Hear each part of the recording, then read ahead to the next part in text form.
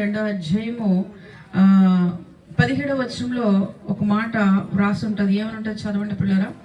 ఆదికాండం 2వ అధ్యాయం 17వ వచనంలో, అయితే మంచి చెడ్డల తెలివినిచ్చు వృక్ష ఫలమును తినకూడదు, నీవు వాటిని తిని దినమున నిశ్చయముగా చచ్చదువని నరునికి ఆజ్ఞాపించెను. హల్లెలూయా. మరి చూడండి, వాక్యం ఏమని సెలవిస్తుందంటే, మనందరము కూడా ఈరోజు మన యొక్క తండ్రి గారు మరి యొక్క దేవుని రాజ్యంలో చేర్చబడ్డారు ఈ విషయంలో. ఎందుకంటే ఆయన ఎప్పుడు విశాఖపట్నం వచ్చినా సరే, మన రమ్య గారి ఇంటికి వచ్చినప్పుడు ఫస్ట్ మందిరానికి వెళ్ళిపోతానని చెప్పి ఇంటికి వచ్చేసేవారు. మా ఇంటికి వచ్చేసేవారు. నేను ఉండేదన్నమాట. అమ్మ అని చెప్పి పిలిచేవారు అనమాట. పిలిచినప్పుడు నాకు ఎంతగానో సంతోషం, ఆనందం అనిపించేది. ఎందుకంటే దేవుడు ఇంత మంచి హృదయాన్ని ఇచ్చారేంటి, రాగానే ఇంత వయసులో ఉన్నప్పటికి కూడా మందిరానికి వచ్చేసేవారు ఏంటి అని ఆలోచన. అది నాకు ఎంతగానో సంతోషం కలిగిస్తూ ఉండేది. ఆ యొక్క కృతజ్ఞతతోటి ఈరోజు నేను ఖచ్చితంగా వెళ్ళాలి ఏంటి, ఆయన ఆత్మశాంతి కోసం వెళ్ళి అక్కడ మాట్లాడాలనే ఉద్దేశంతో వచ్చాను. సమయం అయిపోయిన నాకు అవకాశం ఇచ్చిన సేవకులకి, కుటుంబ సభ్యులకి హృదయపూర్వక వందనాలు తెలియపరుస్తున్నాను. హల్లెలూయా. అంటే మంచి చెడుల్ని ఇచ్చేటువంటి ఈ యొక్క వృక్ష ఫలము తింటేట నిశ్చయముగా చచ్చెదురని వాక్యము సెలవిస్తుంది. ఈ రోజు యేసయ్యను అంగీకరించిన వారందరూ క్రీస్తు యేసు నామములో మీ అందరూ ధన్యులు ప్రియులారా. కాకపోతే నేను చెప్పే మాట ఏంటంటే, అంతం వరకు కూడా మనం కూడా ఆయన రాజ్యంలో చేర్చబడాలి, మనం కూడా ఆయన రాజ్యంలో ఉండాలి అంటే అంతం వరకు యేసు ప్రభువు వారు ఏం చెప్తున్నారో ఆ మార్గాల్లోనే మనం నడిచేవారుగా ఉండాలి. ఒకవేళ దేవుడు చెయ్యొద్దు అని పని చేసేటప్పుడు మనం ఆయన రాజ్యాన్ని కోల్పోతాం. కనుక ఈ వాక్యం తెలుసుకున్న మీరు తెలుసుకోవాల్సిన విషయం ఏంటంటే, దైవజనులు వాక్యం ద్వారా మిమ్మల్ని నడిపిస్తున్నప్పుడు సంఘంలో ఆయన వాక్యం ఎలా చెప్తుందో అలాగే వెళ్ళాలి, కానీ వాక్యానికి విరుద్ధంగా వ్యతిరేకంగా మనం వెళ్ళే స్థితిలో ఎప్పుడు ఉండకూడదు. ఉంటే ఆయన రాజ్యంలో మనం చేర్చబడలేము ప్రియులారా. ఎందుకంటే బైబిల్లో మనం ఎక్కువగా ప్రాధాన్యత దేనికి ఇస్తామనంటే, ఈ లోకంలో ఉండే పనులకి ఇస్తాం. అంటే ఇల్లు చూసుకోవాలి, లేకపోతే పొలం చూసుకోవాలి, లేకపోతే ఇంకో వ్యాపారం చూసుకోవాలని పనుల మీద ఉంటాం మనం. కానీ దేవుణ్ణి మనం ఏం చేస్తాం, కొన్ని సందర్భాల్లో నిర్లక్ష్యం చేస్తూ ఉంటాం. మనం ఎందుకు ఈ పనులన్నీ చేస్తున్నాం అంటే, ఒక జానుడ పొట్ట కోసం మనం ఈ పనులన్నీ చేస్తున్నాం. హల్లెలూయా. ఎంతమంది ఒప్పుకుంటారు ఆ మాటని? హల్లెలూయా. కనుక ఈ జానుడ పొట్ట కోసం మనం ఈ పని చేస్తున్నాం కాబట్టి, ఈ జానుడ పొట్ట కోసం చేసిన పనికి ఎంతకాలం మనం బ్రతికుంటాం భూమి మీద? ఎవరైనా ఒకరు చెప్పగలరు ఇక్కడ? హల్లెలూయా చెప్పండి. ఎందుకంటే మన లైఫ్ కి ఏం లేదు ఇక్కడ, గ్యారంటీ లేదు. చిన్నపిల్లల నుంచి పెద్దవాళ్ళ వరకు ఇన్ని సంవత్సరాలు నేను బ్రతుకుతాననే గ్యారంటీ మనకి లేదు. కనుక ఈ జానడ పట్టు కోసం ప్రయాసపడుతున్న మనకి గ్యారంటీ లేని జీవితంలో జీవిస్తున్నాం. కానీ మనం ఏదైనా ఒక వస్తువులు కొనుక్కున్నాం అనుకోండి, ఆ వస్తువులు ఎలా ఉంటాయంటే గ్యారంటీ ఇస్తాడు దానికి. ఒక 5 సంవత్సరాలు 3 సంవత్సరాలు ఏమైనా తేడా అయితే వెళ్ళి ఆ వస్తువు రిపేర్ చేసుకుని రావడానికి, లేకపోతే కొత్త వస్తువు మనకి ఇవ్వడానికి అవకాశం ఉంది, కానీ మనిషికి మాత్రం గ్యారంటీ లేదు. ఎందుకు? డాక్టర్కి హెల్త్ బాగాలేదని అంటే కొన్ని లక్షలు డిపాజిట్ చేస్తారు. చేసినప్పుడు అంటాడు డాక్టర్, నేను గ్యారంటీ ఇవ్వలేనమ్మా, నీ ఇష్టం తర్వాత అని చెప్తాడు. మనం ఏమంటే గుడ్డిగా సంతకాలు పెట్టేసి అయితే బతికాడు, లేకపోతే లేదండి, డబ్బుతో సమస్య కాదు, మాకు మనిషి బ్రతకాలి అని ఎంతమంది కోరుకున్న వాళ్ళు ఉన్నారు ఇక్కడ? హల్లెలూయా. నిజంగా కదా. అలాగే మరి రమ్య గారు, నిజంగా అమ్మగారికి ఒక కుమారుడు కుమార్తె విషయం నేను విన్నాను.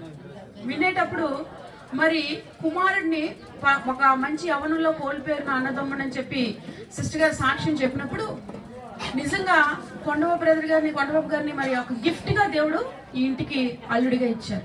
ఎందుకనంటే అతను చూసినట్టుగా తన కుమార్తె ఎంతైనా చూస్తుంది. ఏంటంటే తల్లిదండ్రులు అనేటప్పుడు ప్రేమ ఉంటుంది కాబట్టి ప్రతి కుమార్తె చూస్తుంది. కానీ అల్లుడు కోణంలో ఉండి కూడా కుటుంబాన్ని అంత చక్కగా రూపుదిద్దే విధంగా, అతని యొక్క అనారోగ్య పరిస్థితుల్లోని సహకరించే విధంగా ముందుకు రావడం అనేది చాలా గొప్ప హృదయాన్ని దేవుడు వారికి ఇచ్చాడు.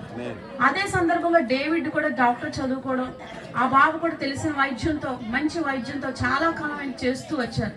డేవిడ్ మరి హైదరాబాద్ వెళ్తున్నాను అని చెప్పేటప్పుడు నేను కూడా చాలా ఆలోచించే పరిస్థితికి వచ్చేసాను. అమ్మో, బాబు వెళ్ళిపోతే ఎలాగా అతను చూసుకునేవారు ఎవరు ఉంటారని చెప్పి. హల్లెలూయా. కనుక ఈ కుటుంబము చక్కటి, ఆయన ఆశ ఏంటంటే మనవడి చేతితోటే వైద్యం చేయించుకుని గొప్ప ధన్యతని దేవుడు ఇచ్చాడు. హల్లెలూయా. కనుక మన దేవుడు గొప్ప దేవుడు. ఆ బిడ్డలు దేవుడిని ఎదిగా చిన్నప్పటి నుంచి దేవుళ్ళు ఎదిగారు, దేవుడు ఒక ఉన్నతమైన స్థాయిలో ఆ బిడ్డలు ఉంచారు. మనవడు, చిన్న మనవడు కూడా చివరి మినిట్ లో 1 month అంతా ఉండి ఆయనకి ఎంత చెయ్యాలో అంత సేవ చేశాడు, ఆయన రుణాన్ని తీర్చుకున్నారు. సో అవన్నీ చూసేటప్పుడు నా కళ్ళంటే కన్నీళ్ళు వచ్చాయి. కుటుంబం అంతా కూడా ఒక సాక్రిఫికేషన్ అయిపోయింది ఆయన కోసం. ఆయన ఎంత చేయించుకోవాలో అంత చేయించుకున్నాడు.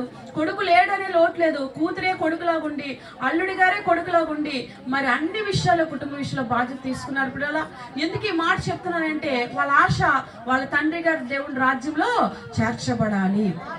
అందరం చనిపోతామండి, కానీ దేవుని రాజ్యంలో చేర్చబడాలంటే ఒక భక్తి పరులు ఇంట్లో పెట్టి ఆ భక్తిలో వాళ్ళని పెంచుతూ అతని ప్రార్థనలో బలపరుస్తూ ప్రార్థన చేయించుకుంటూ ఆయన ఆత్మ దేవుడి రాజ్యానికి సిద్ధపరచుకున్నాడు దేవుడు. దేవుడికి స్తోత్రము కలుగును గాక. కనుక ఈ సత్యం తెలుసుకున్న మీరు అందరూ కూడా నేర్చుకోవాల్సిన విషయం ఏంటంటే, మనము చనిపోతే బ్రతుకుతాము అనే సత్యం మాత్రం వాస్తవము. ఆ వాస్తవం చెప్పడానికే మన అంత దూరం నుంచి దేవుడు రప్పించాడు. దైవజనులు చెప్పే ఉంటారు. మరి నా యొక్క ఏమంటారంటే భాషలో కూడా నేను మీకు చెప్పాలనే ఉద్దేశంతో మీ మధ్యలోకి వచ్చి ఉన్నాను. కాబట్టి మీరందరూ చనిపోతే ఎక్కడికి వెళ్తారనే విషయాన్ని తెలుసుకొని మరి మీరందరూ ప్రభువైన యేసుక్రీస్తు యందు విశ్వాసం ఉంచండి. మనం ఇక్కడ మీరే చెప్తున్నారు 2 లక్షలు ఖర్చు పెట్టినా మా లైఫ్ గ్యారంటీ లేదని అంటున్నారు. కానీ నేను చెప్తున్నాను, ఈ బైబిల్ వాక్యాన్ని ఎంతమంది అయితే అంగీకరించి యేసు ప్రభు నోటితో ఒప్పుకొని హృదయం మంది విశ్వసించి నమ్మి బాప్తిజం పొంది మరి నమ్మకంగా క్రీస్తు కొరకు ఉంటారో వాళ్ళందరూ కూడా యుగ యుగాలు బ్రతుకుతారట. గట్టిగా చెప్పడం వల్ల దేవుని నామమున దీనికి గ్యారంటీ ఉందా అమ్మ అంటే నేను చెప్తున్నాను, యేసుక్రీస్తు నామములో గ్యారంటీ ఉంది. మీకు రాసి సంతకం పెట్టమని పెడతాను. హల్లెలూయా. ఎందుకంటే చూసినప్పటికంటే చూడక నమ్మని వారు ధన్యులను. నమ్మితే మాత్రం మీరు దేవుడి రాజ్యంలోకి శాశ్వతంగా ఉంటారు. ఎంతమందికి జీవితాంతం బ్రతకాలని ఉందో ఒకసారి ఇటువైపు చేతులు ఎత్తండి. ఒకసారి ఎత్తండి, పర్వాలేదు, సిగ్గుపడకూడదు. ఎత్తండి, స్పీడ్ గా ఎత్తాలి. 1 2 3 అన్నట్టు స్పీడ్. అబ్బా చూడండి, అమ్మలే కూడా ఎత్తారు. Very good. హల్లెలూయా. చూడండి, పెద్ద కూడా ఎత్తారు. ఇటు సైడ్ ఎంతమంది బ్రతకాలని గ్యారెంటీ? Very good. ఇటు సైడ్ అబ్బా మాస్టర్ గారికి మీ సంఘం నిండిపోయినట్టే. హల్లెలూయా. దేవుడి స్తోత్రం కలుగును గాక. సో మీ అందరూ యుగ యుగాలు బ్రతుకుతారు. మీకు తెలియదు, ఇక్కడ మనం చనిపోయాక ఈ శరీరం ఇన్ని లక్షల కోట్లు ఖర్చు పెట్టి శరీరాన్ని పెంచుతాం, కానీ ఒకరోజు మట్టిపాలు అయిపోద్ది. కానీ ఈ ఆత్మ అనేది చనిపోదండి. చనిపోయిన ఆత్మ మరి ఎవరు దీన్ని కాపాడతారంటే యేసు ప్రభు వారు కాపాడతారు. కనుక ఆ యేసు ప్రభు వారిని మీరు దృష్టిలో పెట్టుకొని రోజుకి 1 గంట అరగంట నా దేవుడితో నేను మాట్లాడుకోవాలన్న ఆలోచనతో మీ గదిలోకి వెళ్ళి రోజు మీరు ప్రార్థన చేసుకున్నట్లయితే యేసుక్రీస్తు నామములో చెప్తున్నాను, మీ ఆత్మను మీరు పోషించుకున్న వారు అవుతారు. జానుల పట్టు కోసం 12 గంటలు 15 గంటలు 60 మరి 24 గంటలు కూడా ఒకసారి మీరు కష్టపడుతున్నారు. కానీ కనిపించిన ఈ ఆత్మ కొరకు 1 గంట కష్టపడితే చాలట. 1 గంట కష్టపడ్డం అంటే మోకరించి ప్రార్థించుకోవడమేనండి. డబ్బుతో కూడింది కాదు, ఇది శ్రమతో కూడింది కాదు. ఆత్మను శుద్ధి చేసుకునేటువంటి విధానం ప్రియులారా. ఆ విధానం కొరకు మీరు రోజుకు 1 గంట స్పెండ్ చేసి మీ గదిలోకి వెళ్ళి ప్రార్థించుకొని ఇంకా మీరు యాక్టివ్ గా ఎదగాలనుకున్నప్పుడు మందిరానికి వెళ్ళి దైవజనులు చెప్తున్న మాటలను వెంబడించినట్లయితే యేసుక్రీస్తు నామములో నేను మీకు చెప్తున్నాను, మీరు యుగ యుగాలు జీవించబోతున్నారు. నమ్మిన వారు చెప్పలు కూడా దేవుడు నామములో మహిమపరుస్తాం. కలుసుకోవాలి. మన మధ్యలో ఉన్న ప్రియుడు ఎంతో మంచి నాయకత్వ వరాలు కలిగిన వాళ్ళు కూడా కదా. నాయకులు అంటే చాలా ఇష్టం. ఏ నాయకులైనా చాలా ఇష్టం. పేర్లు ఎత్తామంటే చాలు. నేను రమ్య గారు అలా నవ్వుకొని సరదాగా అతను ఉంటూనే ఉంటారు, మాట్లాడుతూనే ఉంటారు. అబ్బో మేము అయ్యే మాట్లాడుకుంటాం. దేవుని స్తోత్రం. మరి అంత గొప్ప కుమారుని ఈ రోజు దినాన్ని మనం అతను పెద్ద అయిన మనం కోల్పోయామని అనుకోకూడదు. ఆయన బ్రతికే ఉన్నారు పరలోక రాజ్యంలో. ఎవరిని మనం అతను కోల్పోలేదు. మనం అందరం కూడా అతను కలుసుకోబోతున్నాం. నమ్మిన వాళ్ళందరూ కూడా యేసు ప్రభు యందు విశ్వాసం ఉంచండి. ఉంచి ఈ రోజు నుంచి ప్రార్థన చేయండి. అందుబాటులో ఉన్న సంఘానికి వెళ్ళండి.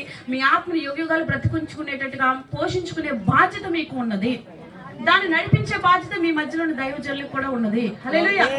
కానీ ఈ సత్యం తెలుసుకుని మీరు మరి మీ సంఘానికి నిర్లక్ష్యం చేయకుండా రెగ్యులర్ గా వెళ్తూ ఆ తండ్రి గారిని మనందరం చేరుకునే విధముగా, మనందరం కలిసి ఆయన రాజ్యంలో దేవుడిని స్తుతించుకునే విధంగా దేవుడు మనందరికీ అవకాశము ఇచ్చును గాక. ఈ కొద్ది మాటలు దేవుడు దీవించును గాక. మరి మనందరం కూడా మరి ఒక్క మాట, చివరి మాట ఒక మాట చెప్తాను చూడండి. రోమ 6:23 ఒక్క మాట ఏమని చెప్తున్నారు చదవండి పిల్లలు ఒక్కసారి. రోమ 6:23 చదవండి.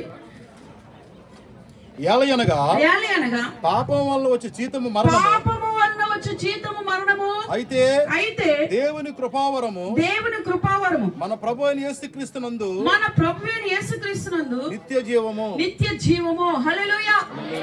పాపం వల్ల వచ్చే జీతము మరణము. మనం ఏం పాపం చేస్తున్నామంటే పొలం దున్నుకోవచ్చు, లేకపోతే బయటికి వెళ్ళి వ్యాపారం చేసుకుని వస్తువులు ఆ పొలం పడిన అమ్మచ్చు, లేకపోతే ఇంకేదైనా అవ్వచ్చు. కానీ ఏ పాపం చేస్తున్నాం అంటే బైబిల్ చెప్తుంది, మనము ఎంత ప్రయాసపడుతూ చేస్తున్న పని అంతా కూడా మన ప్రభువులో ఎదగకపోతే వచ్చే జీతము మరణం అంటే నిచ్చినారకానికి వెళ్ళిపోతాం. కష్టపడడం తప్పు కాదండి, కష్టపడాలి. కానీ దేవుని పక్కన పెట్టి కష్టపడడం వల్ల మనకి చివరికి వచ్చే అంతం విషయం ఏంటంటే నరకమే. కనుక మనం ఏం చేయాలి, దేవుడితో కలిసి మనం వెళ్తే మనం ఏ పని చేసినా అది మనకి దేవుని దృష్టిలో ఉండి మన దేవుడు దీవించి ప్రతి మనిషి చనిపోయినప్పుడు నిత్యరాజ్యానికి వెళ్తారు. అయితే ఎవరు వెళ్తారమ్మా ఈ నరకానికి అంటే బైబిల్లో ఉంటుంది ఇక్కడ, పిరికివారును, అవిశ్వాసులను, అసహ్యులు, నరహంతకులు, అబద్ధికులు అందరూ అంటే అగ్ని గంధకంలో మండుచున్న గుండంలో పాలు పొందురు, ఇదే రెండవ మరణము. సో మనలో ఏం ఉండకూడదండి, పిరికితనం అనేది ఉండకూడదు, అవిశ్వాసం ఉండకూడదు, మరి అసహ్యములు, నరహత్యులు, అబద్ధికులు ఇటువంటివేవి ఉండకుండా ప్రభువుని మనం వెంబడించుదుముగాక. మనం అన్ని పెట్టుకుని వెంబడించాం అనుకోండి, ఏసయ్యేనండి ఇదిగో మెళ్ళ సిలువేసానండి, ఏమండి గుళ్ళోనే ఎప్పుడే ఉన్నానంటే దేవుడు యాక్సెప్ట్ చేయడు. ఏమండి మెళ్ళలో సిలువ, మన గుళ్ళో ఉన్న ఇవన్నీ చేసుకుంటూ యేసుప్రభు రాజ్యానికి వెళ్ళిపోతాను అనుకోవడం అన్ని అబద్ధం. అదే అబద్ధం అని చెప్తున్నాడు. దేవుడి స్తోత్రం చెప్పండి.